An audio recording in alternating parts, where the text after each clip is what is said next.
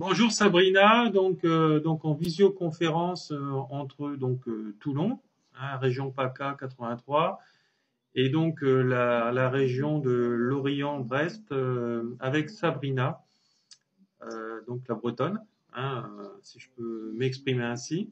Je t'écoute pour tes premières questions concernant l'éveil spirituel et tout ce qui est axé avec ça. Vas-y, je t'écoute. Bonjour Laurent. Donc en fait, ma première question, c'est comment développer sa médiumnité. D'accord. Alors, comment développer sa médiumnité? Donc, il faut déjà ouvrir son cerveau droit. Alors, vous savez tous que nous avons un cerveau gauche, nous avons un cerveau droit. Alors, dans toute partie du corps, droite, gauche, membre droit, membre gauche, etc.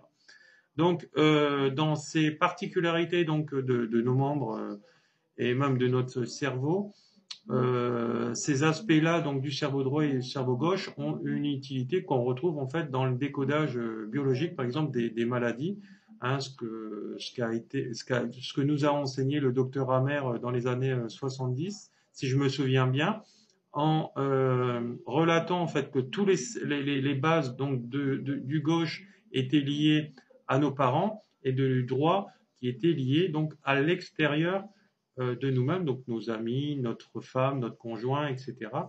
Et nos amis, notre travail, etc.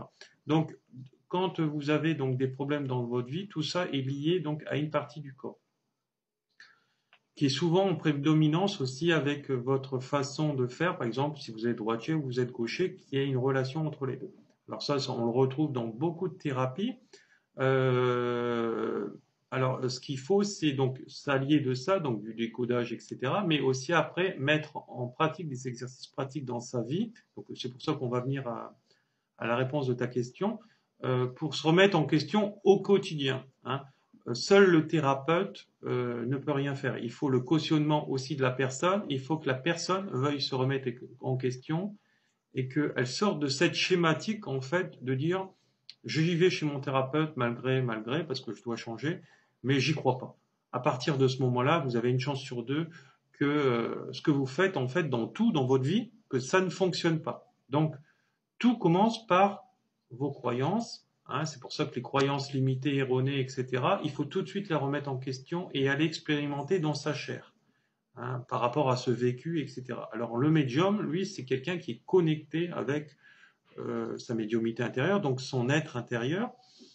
Il prend soin de lui et après il prend soin de l'autre. Il ne fait pas l'inverse, hein, parce que les êtres de souffrance, les êtres cartésiens, ils sont toujours comme ça, c'est d'abord l'autre et après lui. Hein, voilà. C'est toujours dans l'extérieur. Il pose toujours son attention sur l'extérieur. Par exemple, mon père m'a maltraité, il m'a rabaissé, etc. Donc extérieur. Donc il n'est pas capable de prendre confiance en lui par rapport à ce qu'il sait faire. Donc en ouvrant en fait son cerveau droit par rapport à des exercices pratiques qu'on voit en fait dans mes stages sur le channeling, l'écriture automatique et la médiumité, on réapprend en fait par des exercices, par exemple les marionnettes et d'autres aspects, à ouvrir ce champ de conscience qui nous est en fait supérieur et qui fait de nous en fait un être global. Hein, en fait, on est un être global quand on travaille en fait dans tous ses sens, qu'on sort du cartésien. Donc le cartésien, c'est le corps physique, d'accord. L'éveillé de conscience, il travaille donc surtout son champ mental, son champ émotionnel et son champ sur le plan de l'âme. Alors, il y a très peu faut savoir, de thérapeutes énergétiques qui vont travailler jusqu'au champ de l'âme, sur les champs subtils liés au corps énergétique de l'âme. Par exemple, je vais vous en donner deux qui travaillent vraiment dans cette globalité, le Reiki et le chamanisme. Pour moi, ce sont les deux seuls que je connais actuellement qui travaillent en fait sur la globalité du corps et de l'être humain. Tous les autres thérapies travaillent sur les corps en dessous et s'arrêtent au niveau de l'émotionnel, notamment le corps, ce qui est souvent connu comme l'hypnose. L'hypnose s'arrête sur le corps émotionnel, donc le corps énergétique émotionnel. Il ne va pas empiéter sur le plan de l'âme, puisqu'il n'y a aucun phénomène de transe, déjà. personnelles, intérieures, etc. Il y a juste une remise en question, c'est-à-dire qu'on se branche juste au niveau de l'émotion et de la pensée. Voilà, donc ça s'arrête là. Donc d'abord c'est émotionnel, après c'est pensée. Quand on prend la schématique à partir du corps physique, et puis bah, forcément quand on revient de l'autre côté, c'est dans l'autre sens. Voilà. Alors à partir de là, quand on travaille en fait sur soi au quotidien, on réapprend en fait à ouvrir son cerveau droit. Le fait de se faire des soins et d'être son propre thérapeute, j'ai une vidéo sur YouTube qui en parle. Pourquoi devenir son propre thérapeute? C'est parce qu'on travaille au quotidien sur soi avec ces outils qui nous sont donnés. Parce que vous vous êtes rendu compte, si vous êtes né médium, c'est très bien. Donc ce travail-là, il va falloir aussi continuer à travailler, etc. Mais le plus dur, entre guillemets, c'est de le déclencher. Hein. Donc comment le déclencher? Déjà avec la pensée de vouloir le faire et d'y arriver. Hein. Donc se répéter tous les jours, je suis médium, par exemple, si on veut être médium, et par exemple, si on veut voir les morts, je vois les morts et je leur parle. Alors, dans ces facultés médiumniques, c'est pas nous qui choisissons comment on va voir ou on va percevoir les choses. C'est-à-dire que si vous allez être clairaudient, clairvoyant, voilà, clairsentant, etc. Donc il y a plusieurs types de médiumité, etc., qui sont toutes différentes les unes des autres, mais qui regroupent le canal. C'est par rapport à votre développement personnel et par rapport à votre être incarné sur cette terre.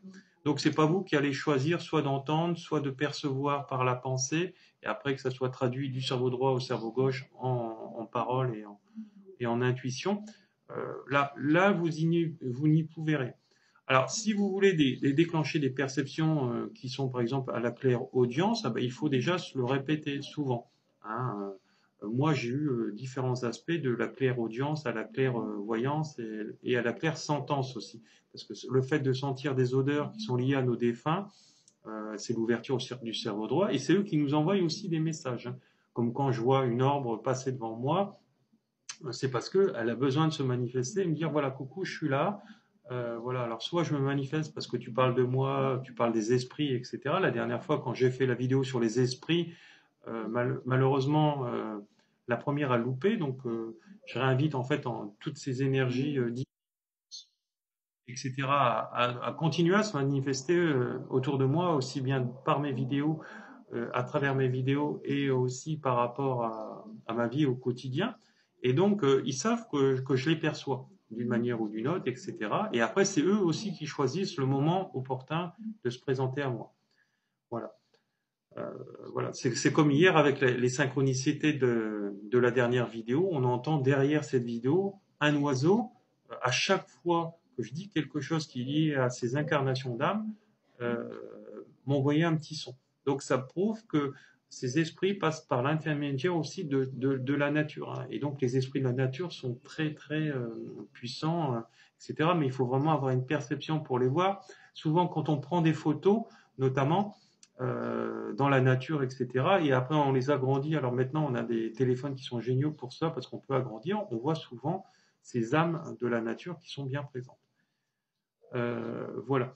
Alors, ce qu'il faut donc pour reprendre contact avec tous ces messages, c'est de revenir aussi à un enfant. C'est quitter le sérieux quand on a quitté le travail pour la plupart de ces personnes qui travaillent pour la société et redevenir un enfant par la joie, par les rires, etc. Et donc, plus on va quitter ce monde matériel, plus on va ouvrir en fait son cerveau droit et donc on va avoir toutes ces perceptions médiumniques, etc.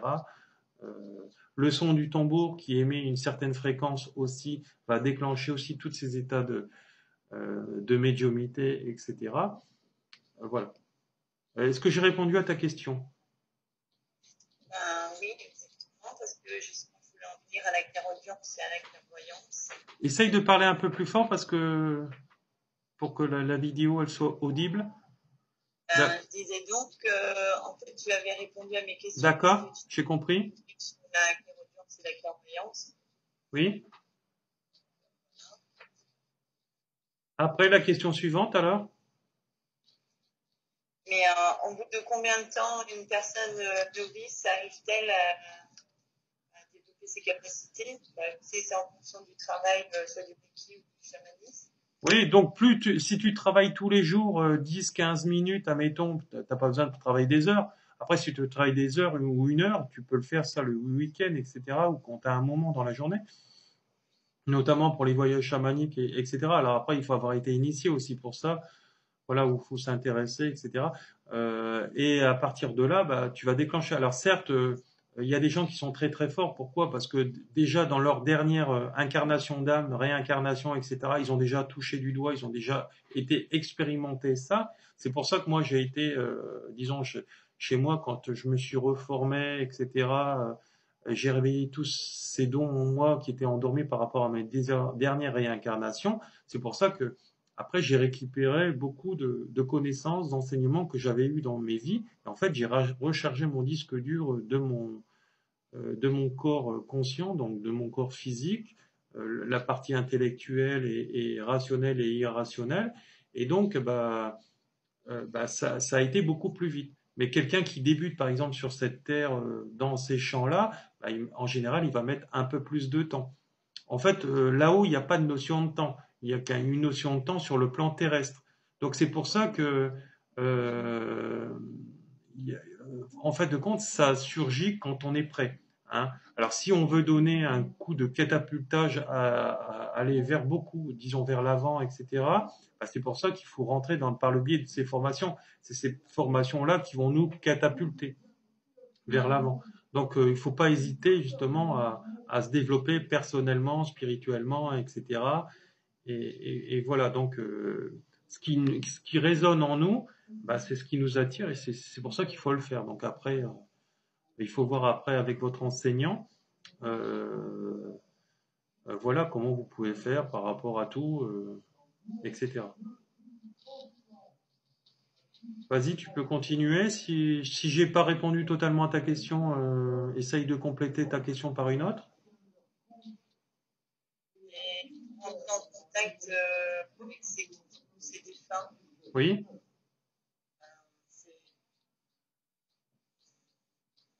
C'est pareil. Alors, la médiumnité, que tu contactes avec tes guides ou que tu contactes avec tes défunts, c'est pareil. Hein. Sauf que il faut déjà travailler déjà avec ses guides parce que ils vont avoir tendance à plus te guider. Hein. Un guide, c'est ça, hein, c'est la guidance par rapport à ses écoutes. Après, une fois que tu auras maîtrisé donc l'écoute, la discussion avec tes guides, il faudra, si tu le désires, bien sûr, parler avec des défunts qui t'entourent, etc., ou avec tes défunts qui peuvent être aussi tes guides. Voilà. Et vraiment, après, quand tu auras vraiment ouvert ça, tu avanceras. Alors, bien sûr, il faut aussi, pour certaines personnes, bien sûr, il faut aussi quitter tous ces stades d'addiction. Hein. Les gens qui sont dans les médicaments, voilà, qui sont dans les médicaments tous les jours, qui sont dans l'alcool, qui sont dans les drogues, et dans toute forme d'addiction, etc., n'auront pas contact avec ces plans subtils, puisque l'addiction, en fait, va couvrir, en fait, ce côté, inconscient, qui est le âme. Et il faut aussi savoir aussi lâcher l'ego, hein, son propre ego. Hein. Tout ça, en fait, c'est des freins. C'est des freins à l'évolution, etc. Et une fois que vous êtes sorti de tout ça, vous êtes soigné, etc. Alors n'oubliez pas que n'importe quelle thérapie qui ne fonctionne pas sur vous, etc. Pourquoi elle ne fonctionne pas? Parce qu'en fait, il y a des blessures de l'âme qui correspondent au rejet, à l'abandon, etc.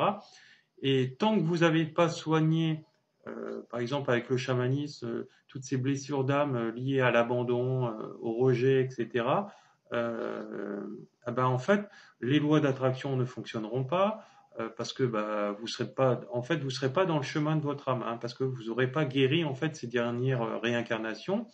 Et si vous essayez de travailler en fait dans l'éveil spirituel et vous n'avez pas, par exemple, guéri votre relation à l'argent qui était dans une autre vie, qui était sale, etc. Je sais pas, vous avez pu très bien être un banquier assassiné à la crise de 1940 par exemple, et vous avez haï l'argent à ce moment-là, au moment de mourir, parce que voilà, parce que vous avez tout perdu, parce que à cette époque-là, vous basiez tout sur des faits matériels. Hein. l'argent, il faut en avoir, mais il faut pas non plus avoir une maison dans chaque île ou sur chaque voilà, dans chaque pays. Hein, voilà, l'argent, il est là pour être pour être partagé, mais il est fait aussi pour vivre. Mais avoir des comptes bancaires dans toutes les banques, ça ne sert à rien.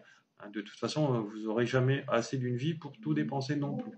Donc, à partir de ce moment-là, en fait, le médium, lui, il agit dans l'amour, il vit dans l'amour, et il n'est pas dans la manipulation. Hein.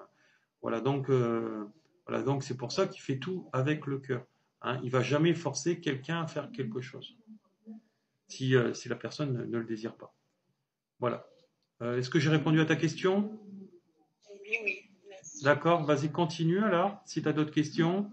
Tu peux nous parler aussi de ton parcours et de ce qui t'a amené, par exemple, à moi, à tous tes problèmes dans ta vie, avec, par exemple, ton ex-mari, tes parents, etc. Qu'est-ce qui ont déclenché en toi comme maux du corps ou comme maladie? Et qu'est-ce que ça t'a apporté, par exemple, la formation du premier niveau que nous avons fait ensemble en Reiki quand j'étais monté donc sur l'Orient, dans la région de l'Orient, en Bretagne.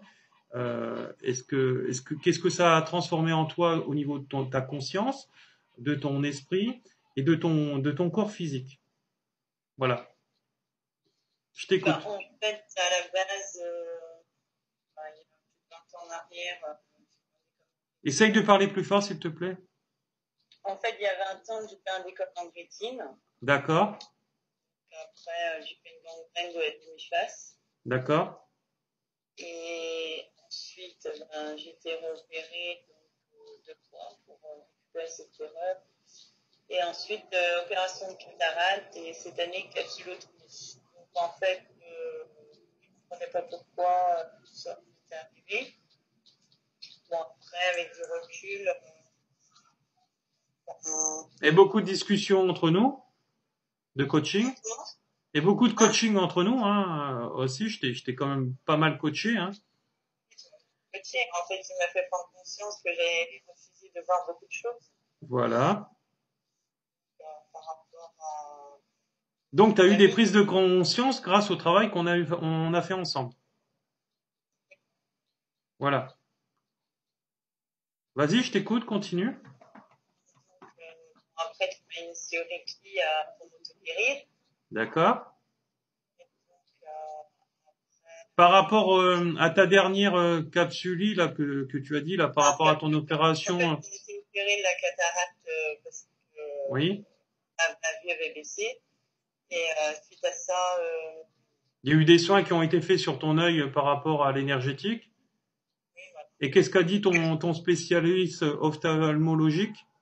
Ben, en fait, que j'étais surpris parce que en fait, j'étais passée avant l'opération déjà de la capsulotomie de 7 à 3 en 2 mois.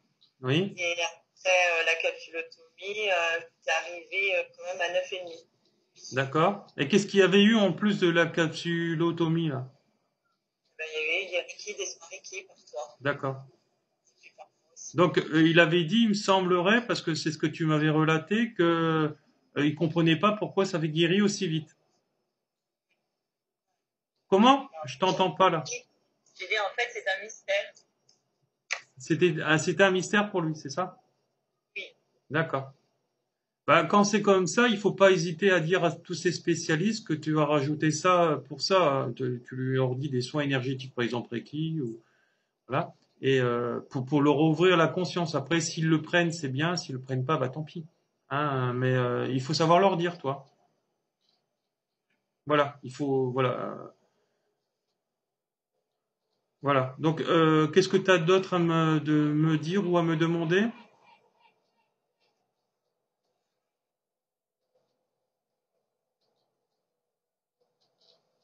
Tu as répondu à toutes mes questions. D'accord, j'ai répondu à toutes tes questions. D'accord, t'as rien à faire partager aux gens de plus? Et les prises de conscience avec tes parents, puisque tu nous as parlé de tes parents, là, tu nous as parlé beaucoup de ton œil.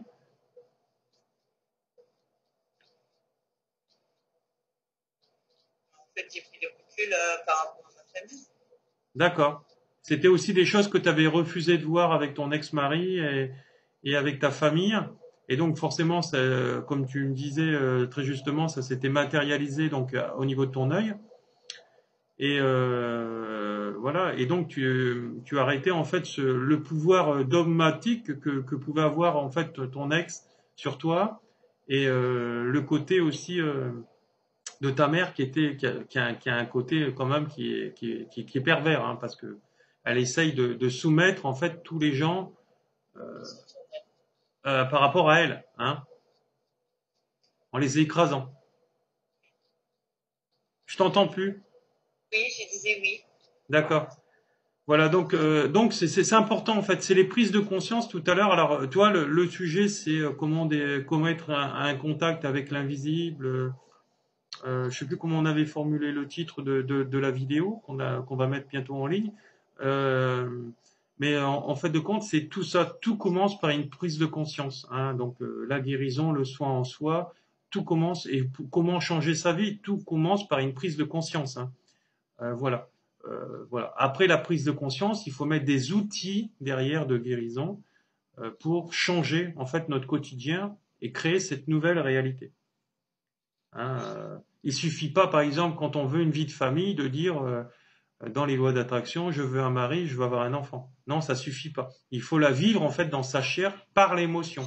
Tant qu'il n'y a pas d'émotion dans sa chair, et tant qu'il n'y a pas eu aussi des guérisons de ces blessures d'abandon ou de rejet, etc., toutes ces blessures qui sont liées à notre âme, ah bah, il ne peut pas avoir en fait de réalisation de soi, de création. Ce côté ce médium, eh ben, il est endormi, etc. Et puis voilà. Et puis le fait n'oubliez pas aussi que nous sommes tous des enseignants de vie. Donc c'est-à-dire qu'on a tous des côtés très bien et des côtés moins bien, et faut pas hésiter en fait.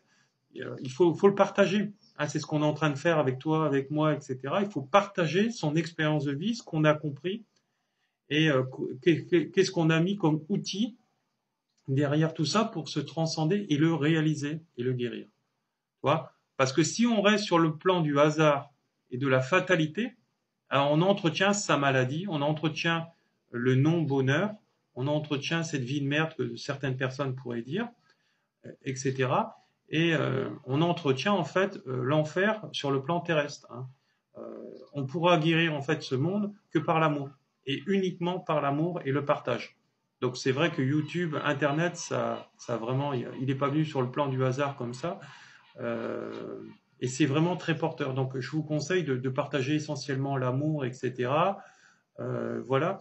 Et pour justement arrêter la manipulation dans laquelle où on est, où on nous a dit, tu as besoin de travailler sociétairement ou de travailler ou de calquer les politiques pour réussir. Non, non. Il faut que tu redeviennes toi-même et puis apprendre surtout à faire un métier dans la passion. Mais en attendant, il faut avoir un métier alimentaire et développer à côté son métier passion pour devenir indépendant et quitter en fait cette société matérialiste. Et alors une fois qu'il y aura plus de bras qui sera là pour faire fonctionner en fait cette société, en fait, on redeviendra en fait comme autrefois. Et ça, c'est ce qu'il faut en fait des êtres humains indépendants et non manipulés par les multinationales et aussi par le monde de la finance et donc forcément en politique puisqu'ils sont tous réunis, ces gens-là. Donc, il faut apprendre, en fait, à être son coach, son formateur, son enseignant. Et il n'y a que par le biais de ces formations que nous y arrivons, hein, et par rapport aux soins,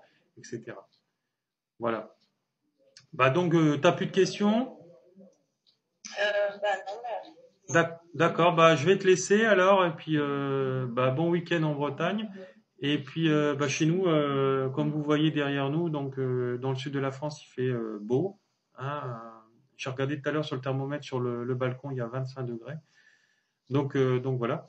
Et vous retrouverez en fait tous les renseignements nécessaires sous cette vidéo, comment me joindre, mes conférences, mes stages, mes séminaires. Et donc je travaille au niveau national et international, donc n'hésitez pas. Et si vous ne pouvez pas me faire venir ou vous déplacer, il y a des consultations via Skype. Voilà. Bah, je vous remercie, je vous embrasse et je vous envoie en fait tout mon amour. Bisous, au revoir, bon week-end.